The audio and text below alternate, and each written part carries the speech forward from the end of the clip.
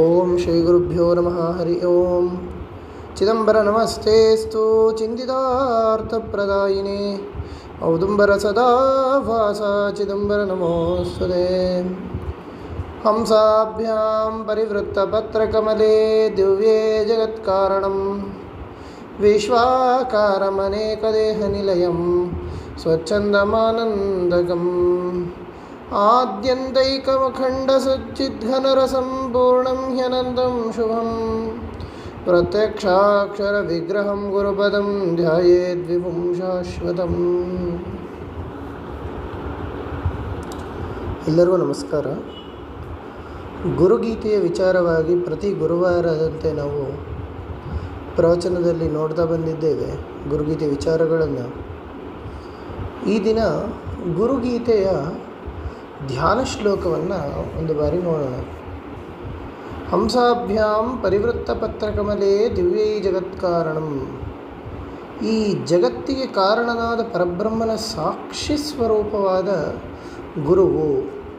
ಪರಬ್ರಹ್ಮನ ಸಾಕ್ಷಿ ಸ್ವರೂಪ ಹೇಗೆ ಗುರು ಅನ್ನುವಂತಹ ವಿಚಾರವನ್ನು ನೋಡ್ತಿರ್ಬೇಕಾದ್ರೆ, ಯಾರು ಸದಾ ಆನಂದ ಸ್ವರೂಪಿಗಳಾಗಿರ್ತಾರೋ ಅವರು ಪರಮಾತ್ಮ ಸ್ವರೂಪಿಗಳೇ ಆಗಿರ್ತಾರೆ. ಮತ್ತು ಗುರುವು ಈ ಜಗತ್ತಿನ ಯಾವ ವಿಚಾರಗಳಿಂದಲೂ ವಿಚಲಿತನಾಗುವುದಿಲ್ಲ, ಸದಾ ಆನಂದ ಸ್ವರೂಪನಾಗಿರ್ತಾನೆ, ಸಚ್ಚಿದಾನಂದ ಸ್ವರೂಪನಾಗಿರ್ತಾನೆ. ಆದ್ದರಿಂದ ಸಚ್ಚಿದಾನಂದ ಸ್ವರೂಪನೇ ಪರಮಾತ್ಮನು, ಸಚ್ಚಿದಾನಂದ ಸ್ವರೂಪನೇ ಗುರು.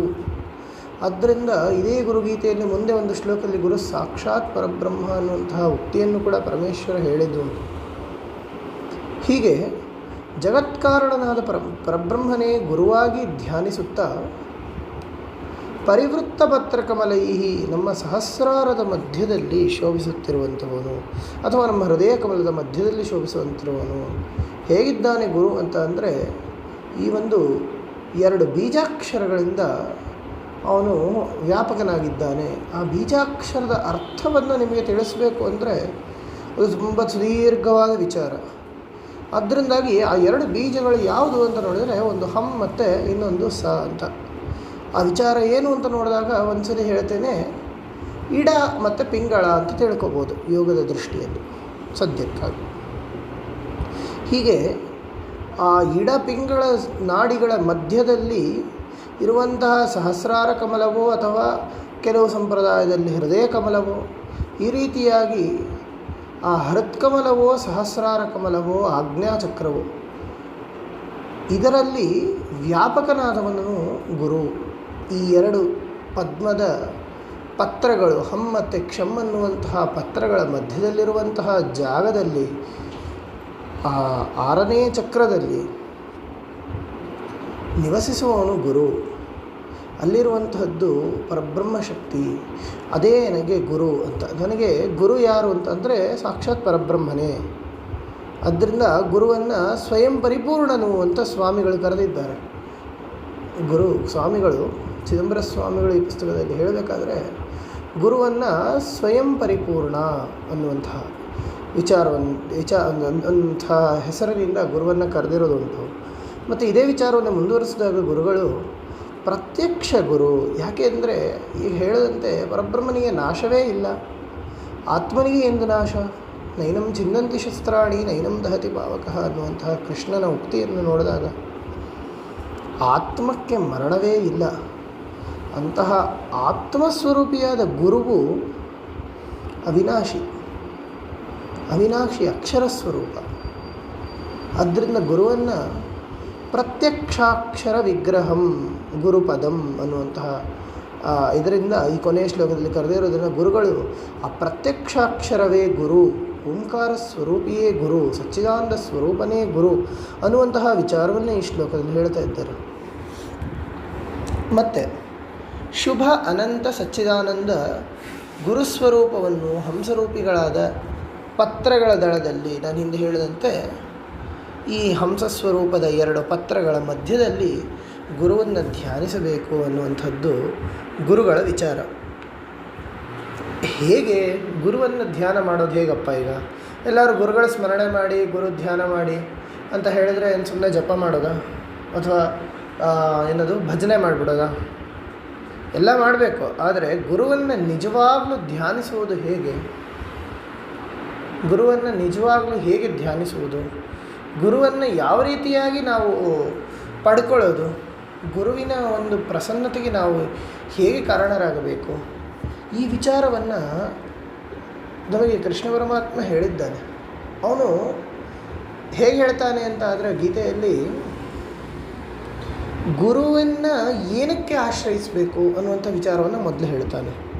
ಅದು ಮುಂದುವರೆದು ಗುರುವಿನ ಪ್ರಸನ್ನತೆಗೆ ಹೇಗೆ ಕಾರಣವಾಗಬೇಕು, ಗುರುವಿಗೆ ಹೇಗೆ ಪ್ರಸನ್ನಗೊಳಿಸಬೇಕು ಇನ್ನುವಂತಹ ವಿಚಾರವನ್ನು ಕೃಷ್ಣ ಪರಮಾತ್ಮ ಭಗವದ್ಗೀತೆಯಲ್ಲಿ ಹೇಳಿದ್ದಾನೆ. ಅದೇ ವಿಚಾರ ಮುಂದುವರಿಯತ್ತೆ ನಮ್ಮ ಪ್ರವಚನದಲ್ಲಿ. ಆದರೆ ಅದಕ್ಕೂ ಮುಂಚೆ ಇಲ್ಲಿ ಆದ್ಯಂತೈಕ ಅಖಂಡ ಸಚ್ಚಿದ್ಘನ ರಸಂ ಅಂತ ಹೇಳಿದ್ದಾರೆ. ಅಂದರೆ ಆದಿ ಅಂತ್ಯರಹಿತವಾದ ಅಖಂಡ ಚಿದ್ಘನ ರಸ ಅಂತ. ಅಂದರೆ ಇದನ್ನು ನಾವು ಕರೆಕ್ಟಾಗಿ ನೋಡಿದಾಗ ಸನ್ಯಾಸ ಸೂಕ್ತದಲ್ಲಿ ಬರುತ್ತೆ. ಅಮೃತತ್ವಮಾನಶು ಅನ್ನುವಂತಹ ಆ ವಿಚಾರವನ್ನೇ ಇಲ್ಲಿ ಹೇಳ್ತಾ ಇರೋದು. ಆ ಅಮೃತತ್ವ ಅನ್ನುವಂತಹದ್ದೇನಿದೆಯೋ ಮೋಕ್ಷ ಪ್ರಾಪ್ತಿಗೆ ಲೌಕಿಕವಾಗಿ ಇರುವಂಥ ಹೆಸರೇನೆಂದರೆ ಅಮೃತತ್ವ ಅಂತ. ಅವನಿಗೆ ಅಮೃತ ಸಿಕ್ತು, ಅವನಿಗೆ ಮೃತ ಇಲ್ಲ, ಅವನು ಸಾಯೋಲ್ಲ, ಅವನು ಅಮೃತ, ಅವನು ಇದಾಗ್ಬಿಟ್ಟ, ಅವನಿಗೆ ಅಮೃತ ಸ್ವರೂಪಿ, ಅವನು ವಿಭೂತಿ ಅಂತ ಹೇಳ್ತಾರೆ. ಆದರೆ ಏನು ಆ ಸಿದ್ಧ ಅಥವಾ ಯೋಗಿ ಏನು ಅಂದರೆ ಅಮೃತ, ಅವನೇ ಅಮೃತ ಸ್ವರೂಪ. ಅವನಿಗೆ ಈ ಮರಣ ಅನ್ನೋದಿಲ್ಲ, ಅವನಿಗೆ ಈ ಮೃತ್ಯು ಅನ್ನೋ ಭಯ ಇಲ್ಲ. ಮೃತ್ಯು ಅನ್ನುವಂತಹ ಭಯವೇ ಇಲ್ಲದೆ ಇರಬೇಕಾದ್ರೆ ಇನ್ನು ಯಾವ ಭಯ? ನಮಗೆ ಏನೇ ಆದರೂ ಭಯವಾಗೋದೇ ಮೃತ್ಯುವಿಂದ. ಒಂದು ದೊಡ್ಡ ಪರ್ವತದ ಮೇಲೆ ಹತ್ತಿ ಕೆಳಗೆ ಇಣುಕಿ ನೋಡಿದಾಗ ಮೃತ್ಯುವಿನ ಭಯವೇ ಆಗೋದು. ಆದರೆ ನಾವು ಹೇಳೋದೇನೋ ನಮಗೆ ಎತ್ತರ ಅಂದರೆ ಭಯ ಆಗುತ್ತೆ ಅಂತ. ಹೀಗೆ ಅದೇ ಬಿಸಿನೀರು ಮುಟ್ಟಿದಾಗ ನಮಗಾಗುವಂಥದ್ದು ಮತ್ತೆ ಅದೇ. ಹೀಗೆ ಹಲವಾರು ವಿಚಾರಗಳಲ್ಲಿ ನಮಗಾಗುವಂತಹ ಭಯ ಯಾವುದೇ ಆಗಿರ್ಬೋದು. ಅದು ಭಯದ ಸ್ವರೂಪ ಬೇರೆ ಬೇರೆ ಆಗಿರ್ಬೋದು. ಕೈ ಸುಟ್ಕೊಂಡ್ರೆ ಕೈ ಸುಡ್ತು ಅನ್ನೋ ಭಯ ಆಗಿರ್ಬೋದು, ಅಥವಾ ಹಲ್ಲು ಮುರಿದ್ರೆ ಹಲ್ಲು ಮುರಿತು ಅನ್ನೋ ಭಯ ಆಗಿರ್ಬೋದು. ಏನೇ ಆದರೂ ಒಂದು ಭಯ ಅನ್ನೋದಾದಾಗ ಆ ಭಯದ ಅಂತಿಮ ಘಟ್ಟ ಏನು ಅಂದರೆ ಅದು ಮೃತ್ಯುವೇ ಆಗಿರುತ್ತೆ. ಎಲ್ಲ ರೀತಿಯ ಭಯಕ್ಕೂ ಕಾರಣ ಮೃತ್ಯುವೇ. ಆದ್ದರಿಂದ ಆ ಮೃತ್ಯುವನ್ನು ಗೆದ್ದವನು, ಆ ಮೃತ್ಯುಂಜಯ ಸ್ವರೂಪಿಯಾದವನು ಗುರು ಅನ್ನುವಂತಹ ವಿಚಾರವನ್ನು ಈ ಶ್ಲೋಕದಲ್ಲಿ ತಿಳಿಸಿದ್ದಾರೆ. ಮತ್ತು ಅಂತಹ ಗುರುವನ್ನು ನಾನು ಆಶ್ರಯಿಸ್ತೀನಿ, ನಮಸ್ಕರಿಸ್ತೀನಿ, ಅಂತಹ ಗುರುವಿನನ್ನು ನಾನು ಪಡಿತೀನಿ ಅನ್ನುವಂತಹ ಶ್ಲೋಕದಲ್ಲಿ ಗುರುಗೀತೆಯ ಧ್ಯಾನವನ್ನು ಪರಮೇಶ್ವರ ಪಾರ್ವತಿಗೆ ಉಪದೇಶಿಸ್ತಿದ್ದಾನೆ. ಈ ರೀತಿಯಾಗಿ ಗುರುಗೀತೆಯ ಧ್ಯಾನ ಶ್ಲೋಕ, ಮೊದಲನೆಯ ಧ್ಯಾನ ಶ್ಲೋಕದ ವಿಚಾರವನ್ನು ನಾವು ತಿಳಿದ್ವಿ. ಮತ್ತು ಮುಂದಿನ ನಮ್ಮ ಪ್ರವಚನದಲ್ಲಿ ಎರಡನೇ ಧ್ಯಾನ ಶ್ಲೋಕದ ವಿಚಾರವನ್ನು ತಿಳಿಯೋಣ. ಎಲ್ಲರಿಗೂ ನಮಸ್ಕಾರ. ರಾಧೇ ಕೃಷ್ಣ.